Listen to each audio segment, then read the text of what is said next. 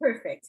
Okay, so we're continuing on with this topic, but we're just going to do like a quickie review because there's so much information to process. I just want us to make sure that we have like some real bottom lines to our understanding. So let's just take a look for a second again on the three major parts of the soul.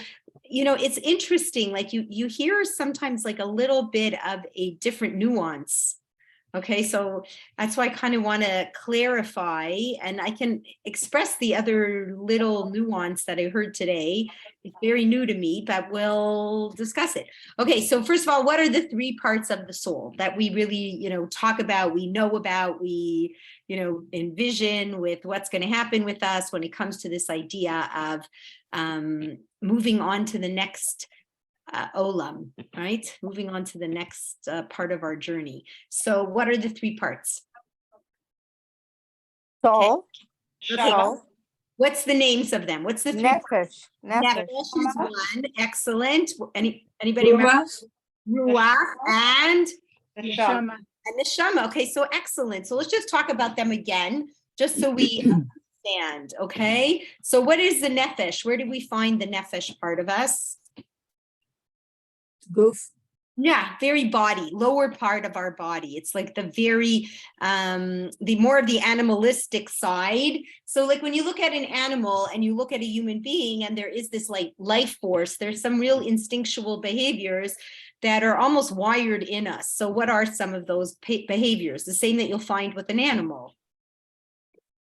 Eating. Yes.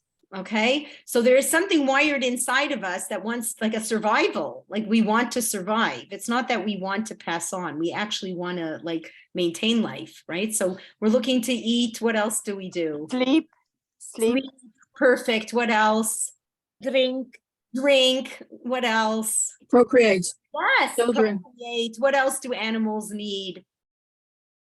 Shelter. They have this instinct to attack if they're being attacked, right? Like we want to survive. We have these defense, like, so we have a lot of that. Okay, so we have a lot of those animal parts. Okay, but then we have some parts that are so beyond that. Okay, so what are the two other parts of the soul that really represent something far beyond just a basic animal instinct? Like when you have a basic animal instinct, I want to be honest with you, it's not a free will choice. Like monkeys are not like, when they say never cats are in heat, we have to like, people who own these animals are like, well, we got to do something. Otherwise this cat's going to be, a promiscuous cat. We're going to have a million kittens. Okay. So you think the cat is like, whoa, they were turned on. It's like just, it's like there's just a hormone rage and that's the end of it. You know what I'm trying to say? So we have a part of us that can be like that, but then we have parts that are much more lofty. So what are the ruach and the neshama? They're a lot more lofty. So what's the lofty part of ruach? Caring. Well, where is ruach? Where do we say the ruach is? Heart. Yes, excellent. Okay, so very much part of the heart. So, and that part of your heart, like, what they say, words from the heart, go into the heart, right? So these things are expressed through the heart, right? So the ruach is a higher level of expression, right? You're not going to have doggies, yes, they have sounds that they make. There's ways that animals communicate, but what are they basically communicating to each other? Like when a dog is going, rah, rah, rah, rah, like when you walk by, what's he trying to say? Stay away from me. He's guarding his territory. My territory. Exactly. This is my territory. Don't go on my territory or I'll harm you. You know what I mean? Like this is provocative. It's nothing of any great, like he's not going, excuse me, who are you? I ask your name, there's nothing to it. There's no thought process. Do you know what I'm trying to say? Where we can use our words, we're trying to get to a much deeper kind of a conversation, right? Right? Our conversations are much deeper. You want to really understand the depth of somebody else with your conversation and the power of your conversation. Like one dog barks to another dog. The other dog is not taking it personally. Okay. Can either build another person, destroy another person. Like we have a whole different dimension to conversation, right? Like no dog's going, how dare you rough to me? Like it's just, like, you know what I'm trying to say? So it's a very different dimension, right? It's a much deeper depth. And so to the neshama, right, that higher level, what's the higher level? What's going on over there? It's the godly soul. It's what, sorry? The godly soul. Yes. And what's that godly soul going to do? It's going to choose. And through those choices, it's going to create. If it chooses what Hashem wants, it creates more good. If it chooses what Hashem doesn't want, it creates Bad, right, evil. evil. So it's very important for us, like even in this period in history, probably more than in any other period in history. Like on Shabbos, we're going to read Parshas Zachor. What are we trying to remember? Shabbat. What? Sorry? What are we? Shabbat, Zachor. Yes, it is. Zachor. This week. So what are we trying to remember? What is No, it? Shabbat. We're not trying to remember Shabbos. Parshas Zachor No. is, no, I'm so happy you brought it up. And Sandy, thank you for trying and giving us an answer, but it's not the answer. Okay, so Talia, what are we remembering? Amalek. Ah, okay, that's what we're remembering. Now, what does that mean? We're remembering Amalek. Who is How terrible they were. Yes. Okay, so what was so terrible about them? Who are they? What was so terrible about them? They attacked the helpless and the old Yes, when?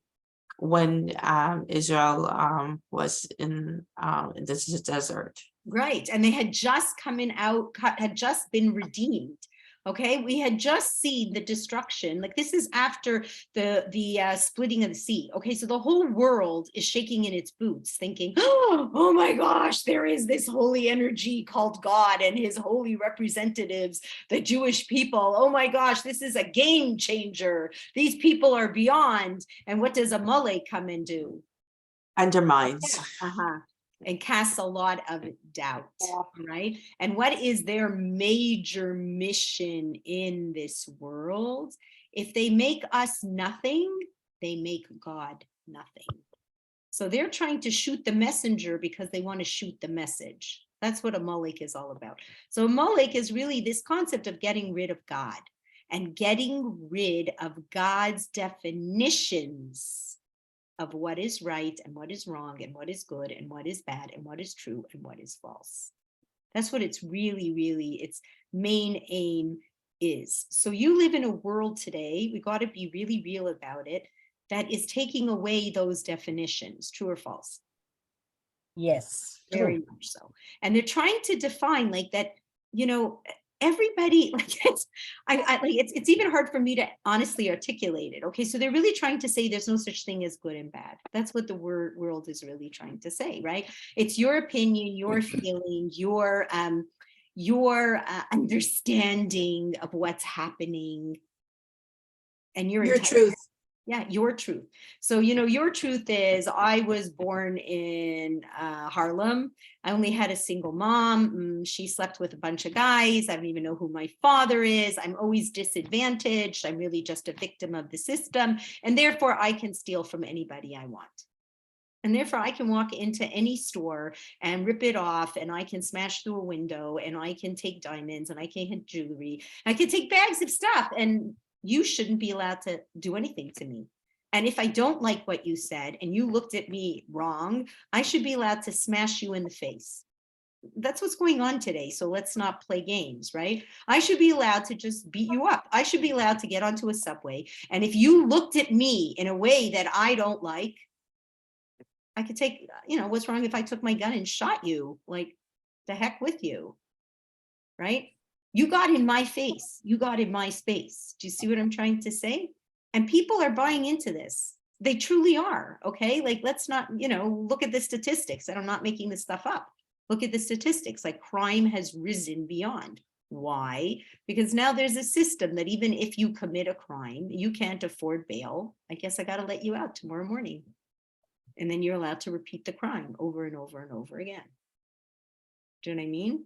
So they're trying to show you. So when the Torah is trying to tell you, like, you need to remember and learn this Parsha Zachor, it really is important today, probably, as important as it was during the Holocaust. Because the Nazis, what were they saying? There is no good or bad defined by God. Who's God?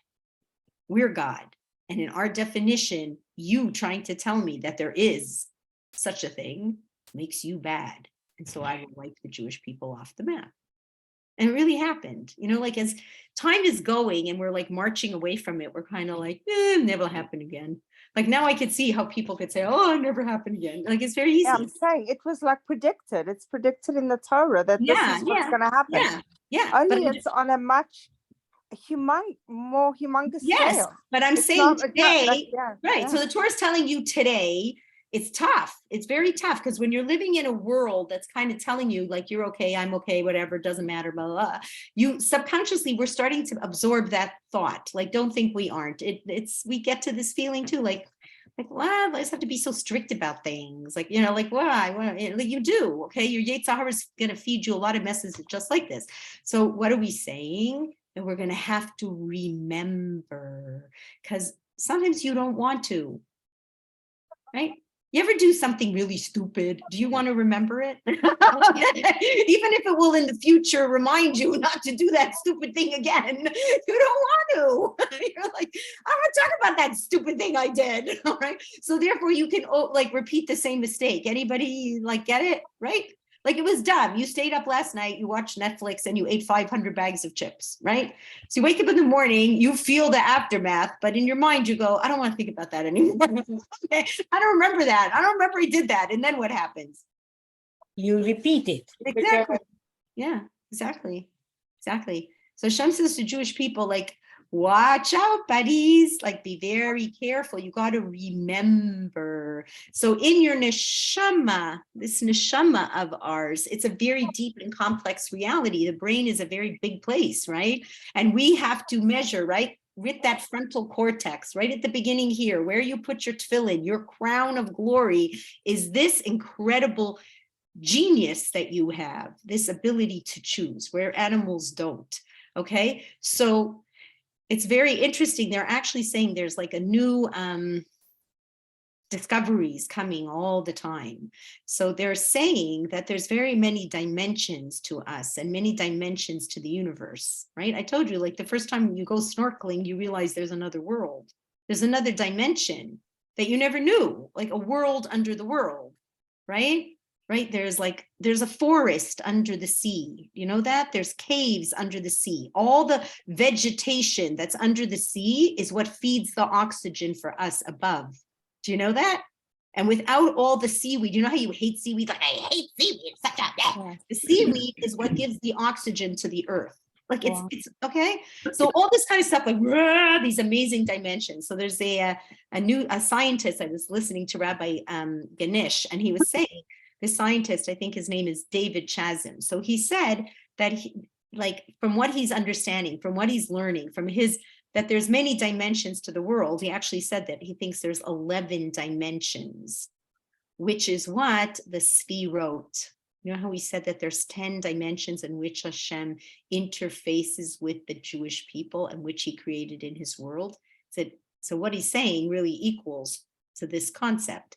So like this Rabbi Ganesh was saying something very important. Like you can understand, like to me, it's stupid enough. This idea of the Big Bang is stupid enough, like everything by accident, boom, created something. Like that's very unusual, right? That you've never seen that happen in your life. Nobody threw a bunch of nothing against a wall and made a tape recorder or a television or anything. Okay. All right. So you want to buy into something inanimate was created. But to imagine that a soul and a mind and a consciousness and morality and thought and this and that was created by accident is really, really hard to buy, right? And our abilities that we have, this concept where Hashem says that, you are B'Tselem Elokim, you could be godly, you could make godlike decisions. Like it's just bizarre to think that just evolved. Do you know what I mean? The frog learned to croak and man learned to be godly, like it's just out of nowhere. It just seems It's all abstract. It's all it's that very, is- very bizarre. It doesn't add up.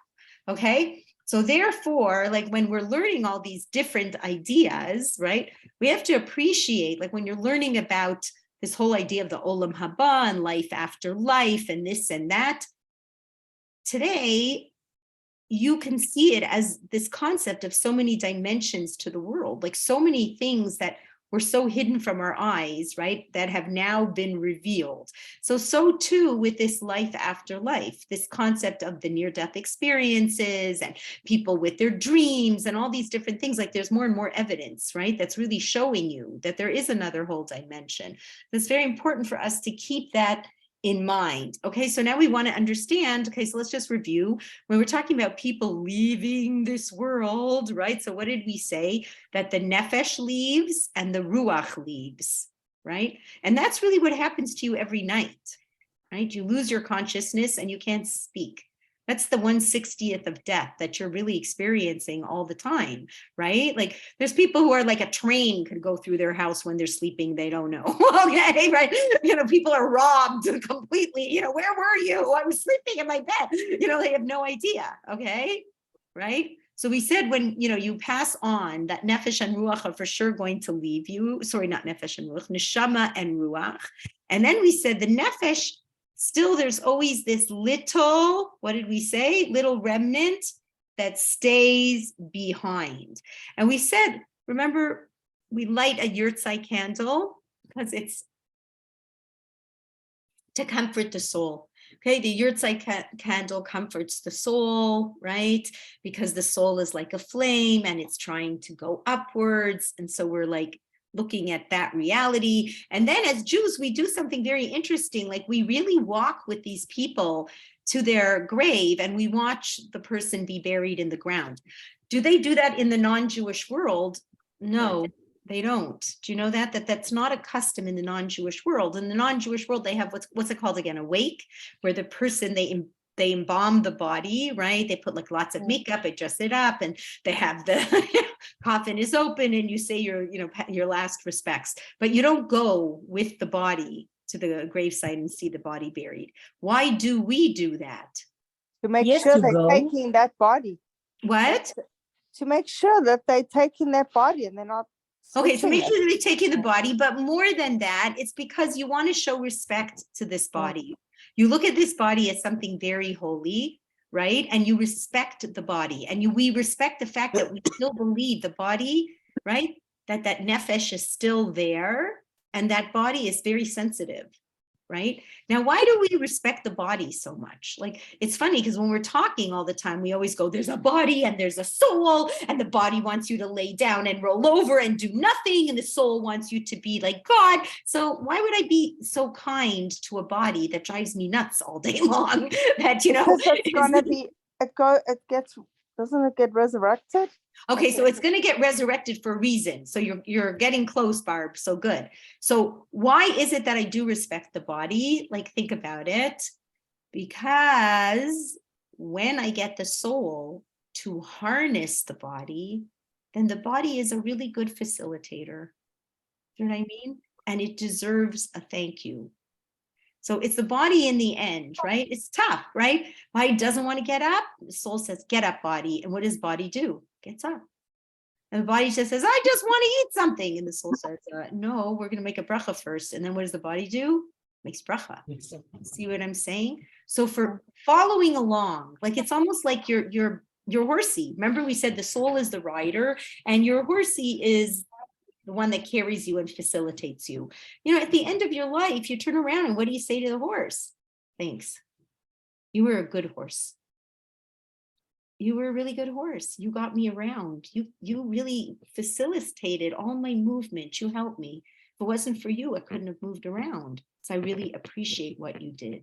And when that horse is doing the mitzvah, doing the right thing, that horse is changing too. It's affecting the body. It's a good thing. The body's like feeling like, whoa, I'm doing the right thing. You know what I mean? I'm getting some spiritual muscle in myself. So it's really a very nice idea. So we're very careful about the body. We do a tahara, we clean it, we purify it. Like, it's very funny when the body finally is going, it's going with a beautiful ticket to ride.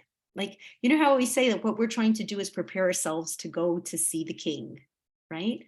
So we prepare. So you want to prepare the neshama, you do tshuva, you do this, you do that. But then we actually take the body and we say, you know what? We're going to prepare you too to see the king.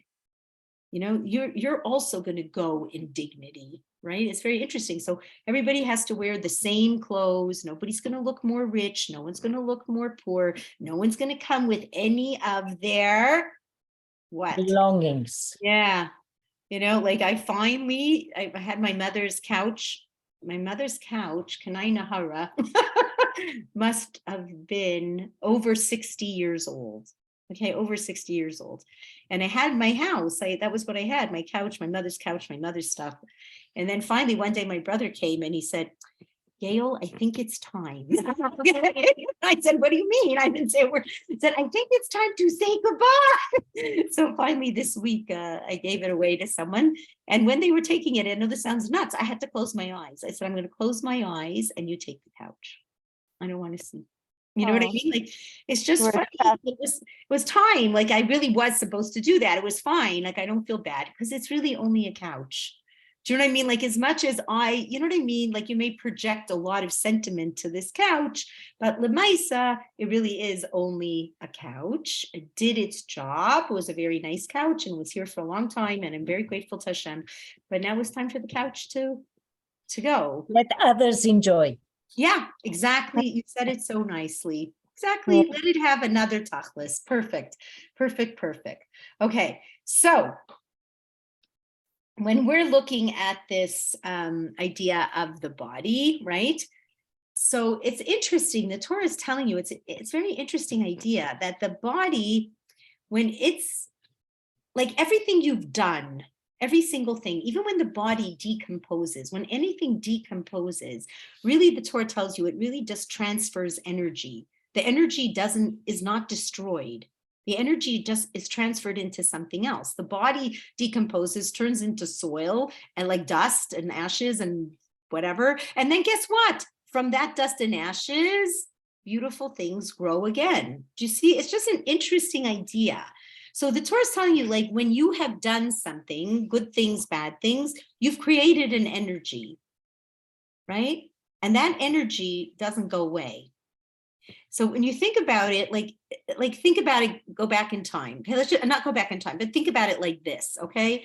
You're working, your boss is really not nice. Like, they're really creepy, they're very insulting, they always hurt people's feelings, and they really hurt you, and you're really upset now. So there's a whole bunch of energy that's been created, right? Right? There's a lot of negativity. The energy that the boss created is very negative, and now you've absorbed it, right? You've absorbed that negative energy. Now you're carrying it around, right? Then you get home, and what do people say? You kick the dog, right? You kick the dog. You kick the next person, right? That negative energy, right? Just keeps on going, right? If you don't do what? What do you have to do? Purge yourself. You don't take a deep breath. Okay. You need to stop that energy and turn it into something good, positive. Do you see what I'm saying? So Torah tells you, like, every action has a reaction. That's what the scientists say, right? You throw a little pebble into the river and you see a ripple and a ripple and a ripple and a ripple and a ripple and a ripple. You will go with those ripples that you've created, right? That's what Torah's trying to tell us, like each and every one of us. It's very interesting when you think about it, because even the greatest atheists, okay, people who don't even believe in God still want to leave a legacy, right? Right? Lenin, Stalin, all these terrible people, they're murderers. They're the biggest atheists around, but they didn't want to die without big monuments. Okay, right? They want big monuments and streets and this. They want to make an impact, right? That's never forgotten, right? So interesting. So they want to live on. So Torah is telling you, yeah, everyone will live on because your actions will live on and they will come with you for eternity, the good, the bad, and the ugly. Okay, so what's your job? Make positive. Yes, be positive and try to make not too many bad and ugly ones. Okay. Your job is to make as many good actions, good spiritual energies.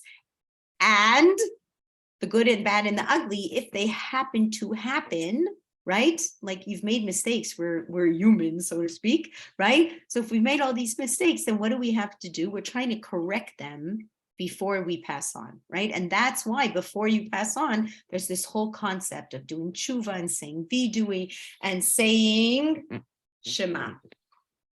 So I just want to tell you something in terms of the concept of the energy. So they took candles and they put it in a beaker, okay? And they weigh everything, okay? They weigh and measure like how much, what's it called? How much the candle weighs in the beaker, finished. Then they light the candle, and what happens to the candle? Completely melts. It almost is completely gone, right? And the wick is gone, and then the flame is gone, and they weigh it, and it weighs the same. Because that's what we're saying. Energy is never lost. What has been created will not be lost. It will just turn into a different form of energy.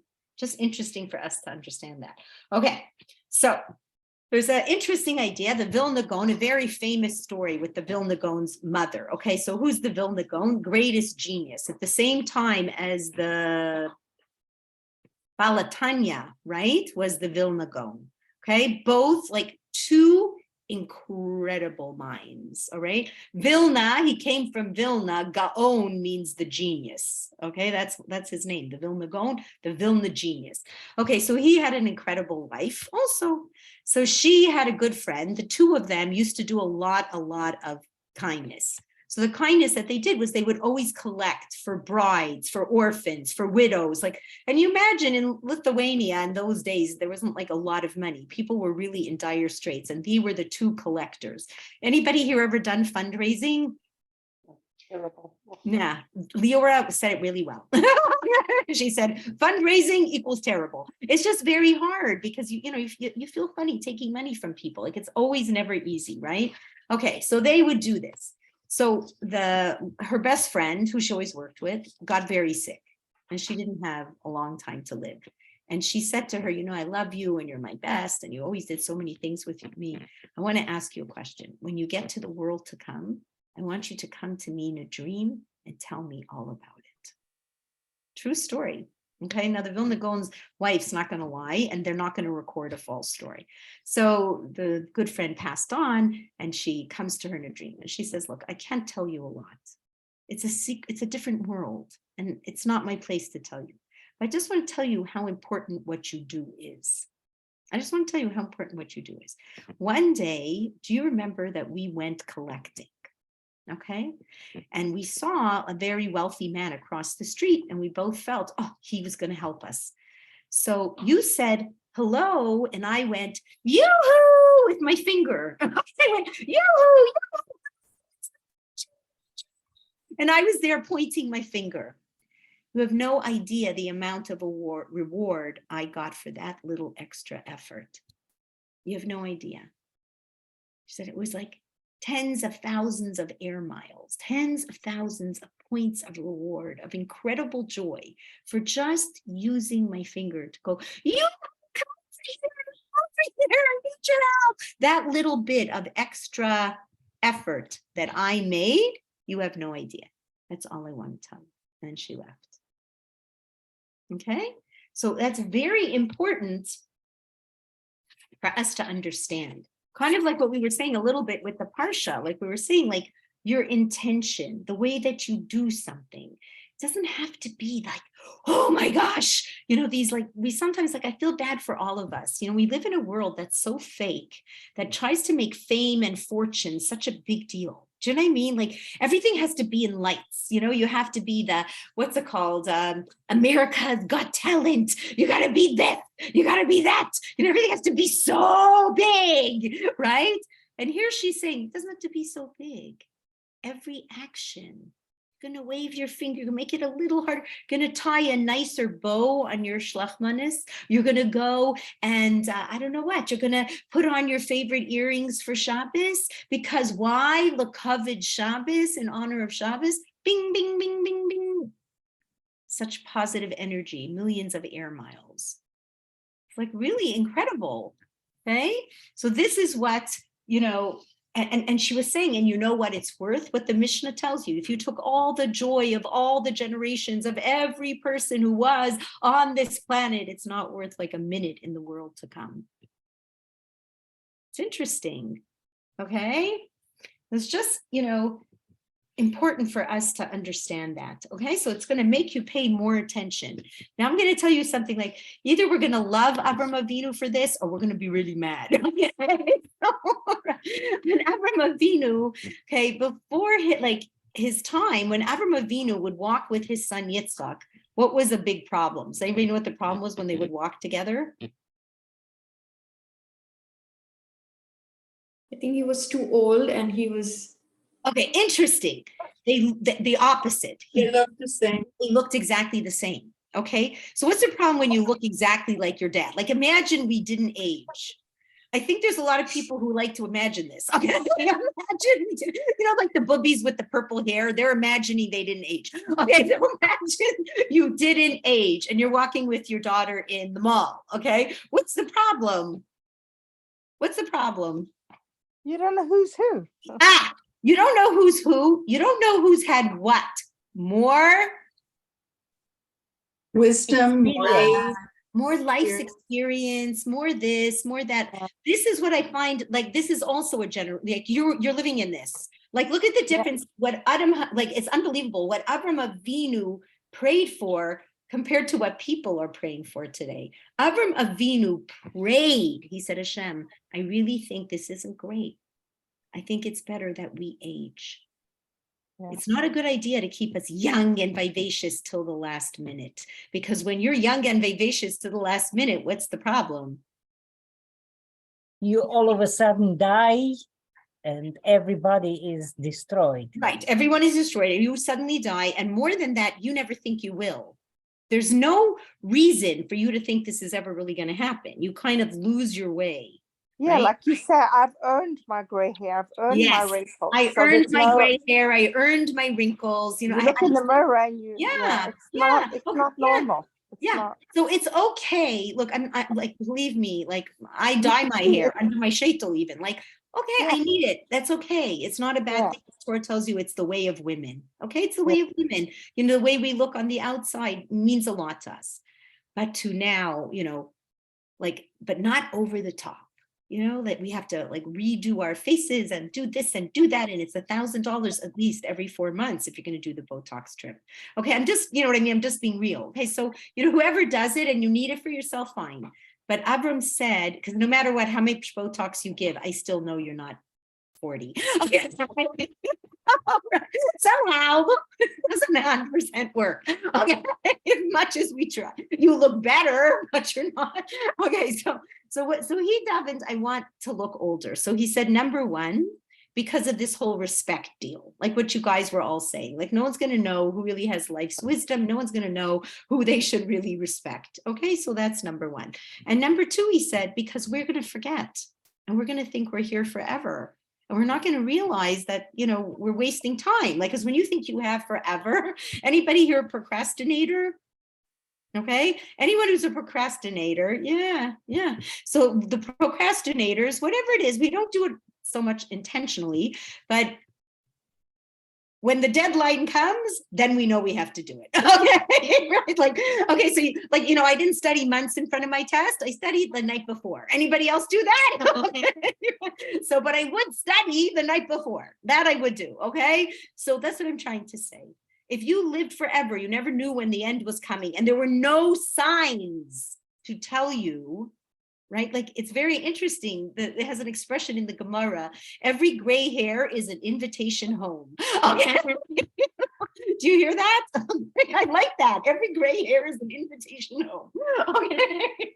So it's just like, which doesn't mean like, bleh. It means get real, because you want to leave your legacy. You want to do the right thing. You want your olam haba. You want your reward. You want your closeness with Hashem. You want a true relationship. You want that intimate understanding. It's not going to come at the last second. You really have to develop it, just like you have to develop any good relationship, right? So it's just an important idea, okay? So I just thought that that was very important. So he said that, hold on, I just want to say one other thing. So it's interesting because you're living in a world where you see everything the exact opposite way, right? As people age, you know, they have their 7-year itch and then they have their midlife crisis. And why? Because they're having a hard time coming to terms with, They're aging. yes. And what's the hard part of coming to terms with their You aging? know, you're gonna die, but like sooner. Like sooner or later, something's going to happen. Mortality. Yeah, mortality, right? Yeah. And you're not going to have that same vim and vigor, and you aren't the same, you know, whatever, cool chick. Like, it's so sad that we're all trying to move backwards when we really could be moving forward if we just kept it in mind. So that was what But Abraham. that's why you have to learn and try to have more wisdom in your mind, so you become less body. Yes, So so perfect, Very so perfect. caring of yourself, but Yes, perfect, Yes. Barb, perfect. You want to grow wiser. grow with, yeah. Still Okay, look good within, yeah, within yeah. that realm. It looks good and you can take care of yourself, but you want to do everything with an appropriate measure. You know what I mean? That's all, with appropriate measures. And it is hard. It's very hard to live in a world like, thank God we're not in LA. You know, like by the time you're 16, the number one birthday present for a 16-year-old in LA is A what? car? No, not a car, Nose job. Yeah. Nose job. not nose. Boobs. Yes, yeah. That's the number one present for a kid who's 16 in LA. Wow, it's very dangerous though. Yeah, it's a real plastic reality. Okay. So now Yitzchak asked for something also, which is not so easy. What did he want? Do you know? He wanted pain. Illness. Yeah, illness and pain. It's like really unbelievable to think about it. So he also said, because if not, people will not realize, like, you know, as you get older, what do you say? Oh, this hurts. You know, people say, oh, my knees. Yeah, it's because you're getting older. My hips. Oh, you're getting older. That's what we say. So he said, like, I want those reminders, because if I don't get those reminders, I won't realize that it's a temporary trip and I want to live for the long term. So do you see what's going on here? Now, what did Yaakov pray for? So Abraham prays for the old age. Yitzchak prays for the pain, like let me know and feel it in my body, not just look it, but let me literally feel it, internalize it, right? And then that will remind me that this is a temporary world. And then what did Yaakov pray for? It's so funny because you have to realize Hashem says Elokei Abraham, Elokei Yitzchak, Elokei Yaakov, meaning that these people were extremely wise. I was their God. I listened to what they had to say because it made sense. I'm just gonna take a guess. Mhm. Was it to die? Interesting. He wanted, he said, it's surrounded to death, but he said something very interesting. He said, give everyone a chance to do tshuva before they die. Like too many instant death, he said, can be very, very hard. Like Hashem, give us some time to be able to do tshuva before we die. Like don't make death come too suddenly, right? That we haven't had a chance to be able to do tshuva. And I think that's like a very beautiful idea. So Isn't that the illness? it's I mean, it could be more, it could be different than the illness. You know what I mean? Just give us time. You know what I mean? The illness is more to remind us you could be ill and then you can get better, and you could be ill and then you could get better. You know what I'm saying? This is like, give me time. So what's the time of tshuva? So that the biggest piece of tshuva before you pass away is to say the Shema. That's interesting. Okay. Just good for us to know, because sometimes you could be with people and, you know, saying the whole vidui and this and that, maybe that's very hard for them, but it's really important to at least be. Yeah, able we to said say- the Shema for my mom and my dad. Yeah. Because So my then, brother was there. right. That's beautiful. So that's a To very forgive, important. to forgive everybody. Yeah, to get forgiveness, but to say the Shema. What's so important about Shema? Okay, so remember we always say like those, what are you supposed to think? Two things that you're supposed to have in mind before you say the Shema. Does anybody know what they are? Remember? Anybody know? There's only one God. There's only one Yeah, God. okay, there's only one God. The real thing before you say the Shema, like, what is my intention? Okay, so my intention is two things, okay? One is to fulfill the mitzvah. There really is a mitzvah in the Torah. Torah says, you should say Shema, okay? So the mitzvah, I'm fulfilling a mitzvah of the Torah. And most of all, what is that mitzvah in the Torah that I'm fulfilling? That I accept all Malchus Shamayim, which is the word Shema. Shin Mem Ayin is the acronym for the word Ol Malchus Shamayim. What does Ol Malchus Shamayim mean? The Hebrew word, what does it mean in English? It's 3 Hebrew words. The yoke of heaven. Yes. Okay, you're amazing. Okay, so now let's translate that in English. Remember, I told you once that I said the yolk of heaven, and somebody asked me about the egg. They said, why would egg yolks have to do with they really meant it. Yolk of heaven. They said, you mean the yellow part of the egg? Like, no. So what's the yolk of heaven mean? It's the whole head that holds up the neck. It's Yoke of heaven. What does that mean? inside. That's a good try. What does yoke of heaven mean? What's a yoke? It's like a The control. inside. Say that again. No, we're not talking about the egg. I'm not. Yoke means, Sandy? It's like a control. It's a Yeah. control. Yeah. It's a guiding force. Yes, excellent. Okay, so it's an expression from days of yore, like when people used to plow the field with a ox, right? So they would have like 2 The ox. yoke was a kind of a, Yes, Take it in. it was an instrument. Okay, it was a tool. It's like a big piece of wood. They put it heavy on the- piece of wood. Heavy, and they put it on the back of this very strong ox, and attached were 2 pieces of rope or whatever, and they would use it to guide the animal, so it would go in the right direction, right? And it would help the animal would this way know which direction to go to be able to plow the land. Okay, so that was the yoke. So when you say you're accepting the yoke of heaven, we're accepting God's directions in our journey of life. We got to plow through this life, right? And you're trying to plow through your life in a productive fashion so that you really can grow, right? It makes sense. So it's a really good, analogy. But what's the hard part of a yoke? It's heavy. It's heavy. Mhm. Right? Someone else is in control. Someone else is in control. Hashem is guiding you. He's guiding you, right? The truth is you want that guidance because that gives you the best productivity. Like, you have a role to play, and God's saying, here, I'm going to guide you in this role so that you can be that best ox, okay? That you can, serve your purpose so that you can fulfill yourself as best as you Achieve can. best results. Yes, perfect. Achieve best results. So that's what this is. So when But you it's not say, easy. no, it's not. It's That's hard, the yeah. greatness of Yeah, you. yeah. That's your greatness. You say, I am willing to accept. Yeah. That's a big word. Most people are not willing to accept any direction. True or false? True. Very true. Very Much true. too true. Very true. No matter how old you are, you could be a teenager, you could be a 3-year-old, you could be a 40-year-old, you could be an 80-year-old. And you're like, don't tell me what to do. Anybody feel that way? Right? Right? Like, what? You're telling me? I know what I'm doing. Anybody ever hear that? Anybody ever say that? Somebody said something very cute. They said like there was a couple and they were having a really bad fight, and then the husband said, he sneezed. And then she said, bless you. And he said, don't tell me what to do. What do you mean, bless you? Don't tell me any more stuff. Do you know what I'm trying to say? She's like, no, bless you. So that's what I'm saying. So when we say we accept, like, imagine you're passing on, okay? Like, at 120 million, okay? So at 120, we're passing on. And like, we're dying and we say to Hashem, you know what? Shema Yisrael Hashem Elokeinu Hashem Echad.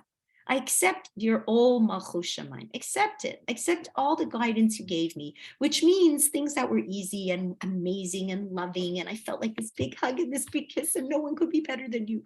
And then the little slap you gave me, and then little stop sign you stuck in front of my face. I accept it all. I accept Ol Malchus Shamayim. Accept all of your guidance. Shema Yisrael Hashem Elokeinu Hashem Echad. Let me tell you, God, I'm going to make a real acknowledgement that all of us, me, Shema Yisrael, me, listen, me, Yisrael, me, the Jew, me. I know one thing, Hashem Elokeinu Hashem Echad, the God of judgment, the God of mercy, it's all mercy. Whatever you did to me in my life, I accept it was all for the good. Do you imagine? Like, imagine. So it's an interesting story. This Rabbi Ganesh was saying he knew someone personally who really, she just recently wrote a book, Sora Yocheved Rigler, where she really feels she's a reincarnation of a soul from the Holocaust. And she collected a lot of testimonies of people who weren't even in the Holocaust, even some people who were non-Jews, who had these incredible Holocaust memories, right? And they really felt associations, and then later they find out that there are this person and whatever, they go to Yad Vashem and they see something that triggers it or whatever it is. I don't remember all the stories, but these people really verified the same thing with her. Like, she hated the Germans, but when she was in university, she learned German and it came so easy to her. And she had all these different experiences that she would talk about that didn't make any sense. And her parents were not Holocaust survivors. And she really if you could listen to it online, they interview her and they, talk about her book, and she really talks about this.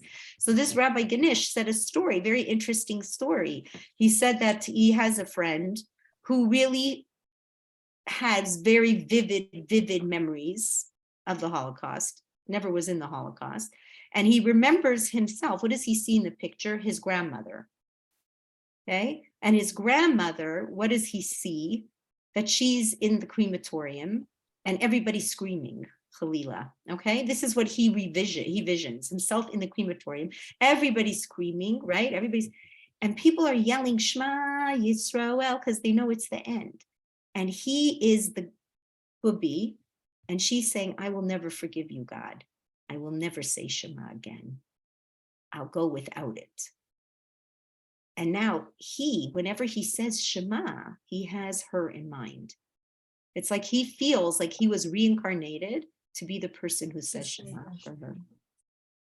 Okay, so the Torah is telling you, it's just good for us to know, right? Just good for us to know that, we daven, that we will have that time to say Shema. And if you're with someone, to try your very best to give them that opportunity to say Shema. Now, sometimes people will be doing all of this while they're much more cognizant. Sometimes later, the person goes into a coma, into something like this, there's nothing we can really do. You could say Shema around them, every day you come to visit them, you could say Shema around them, which is a nice idea. But for most people, if they see they're coming to a certain process, right? So it's just good for us to have in mind this concept of Shema. And the truth is, it's good for us to every day say Shema with this kind of kavanah. You know what I mean? To really think about it. What am I saying here?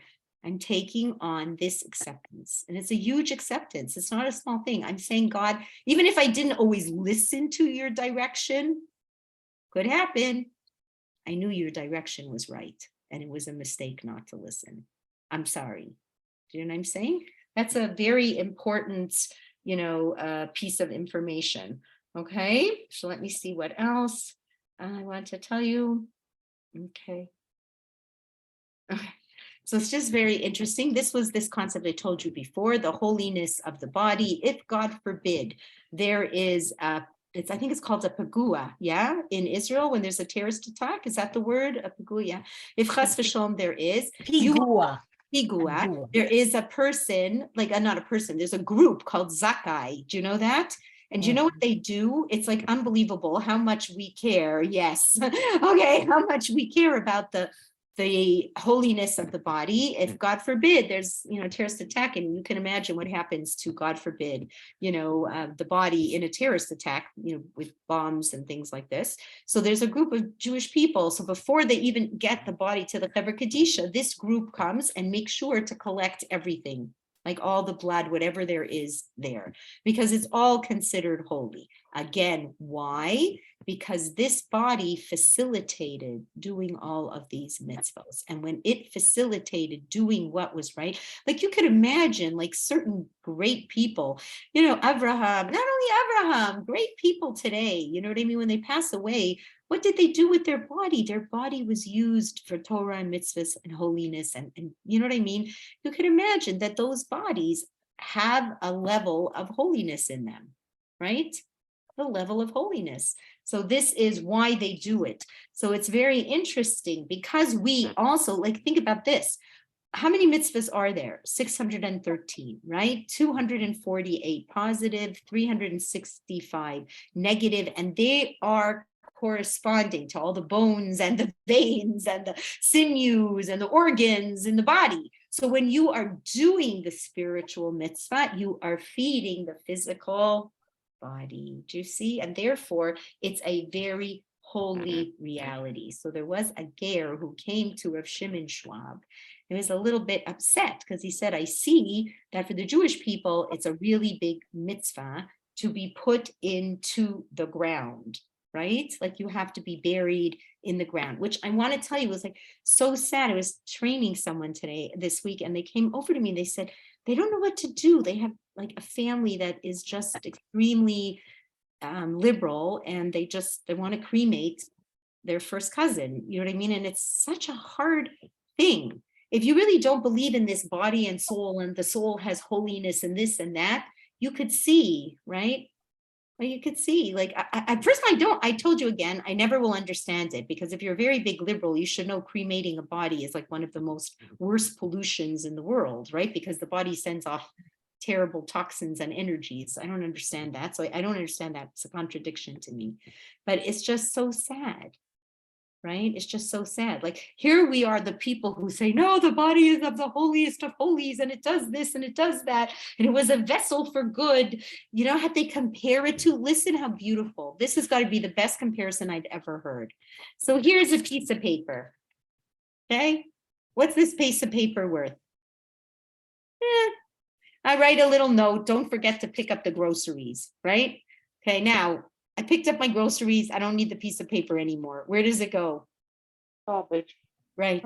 Recycling. Exactly. Yeah, recycling. Pick up this exact same piece of paper. Listen carefully. Write Baruch Atah Hashem Elokeinu Melech HaOlam. With God's name, what's this per piece of paper worth? Everything.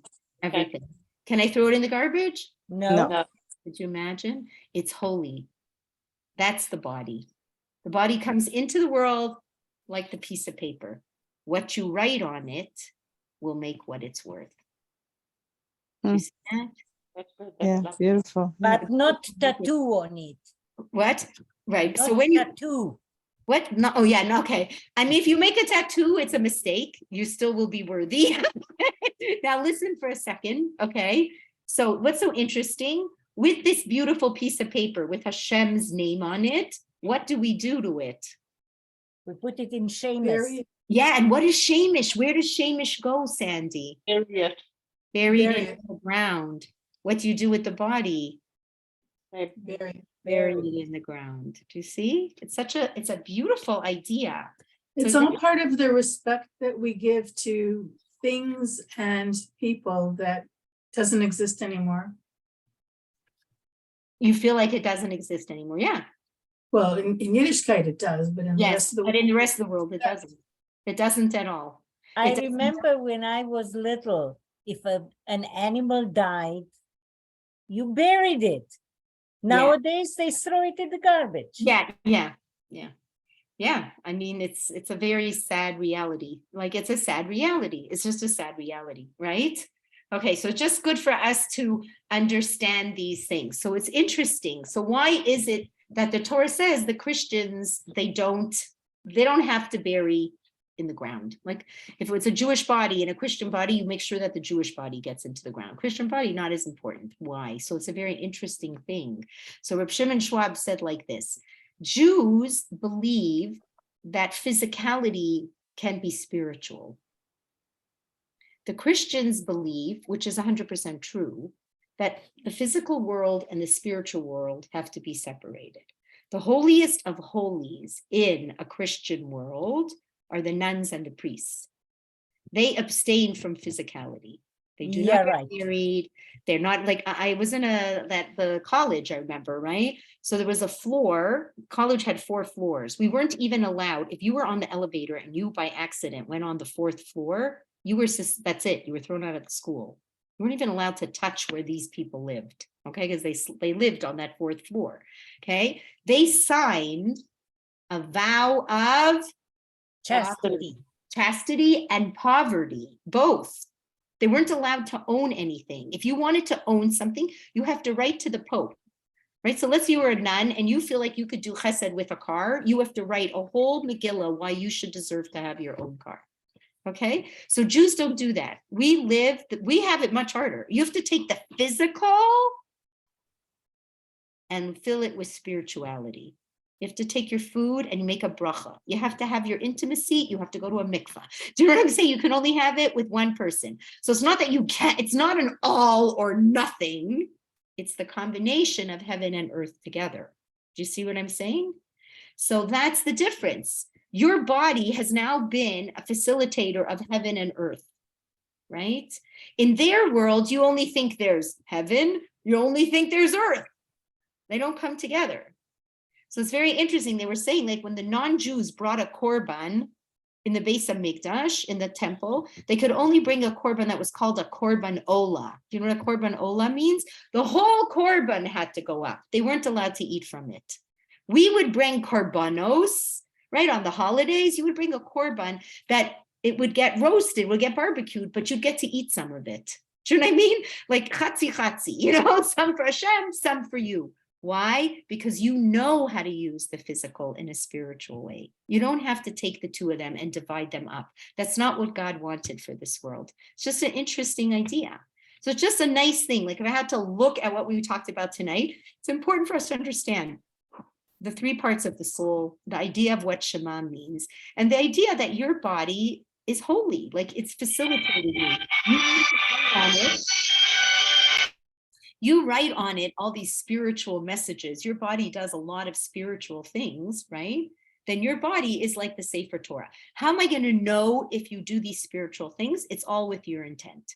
That's what we were saying, right? Like we said on Shabbos, how you intend to use it.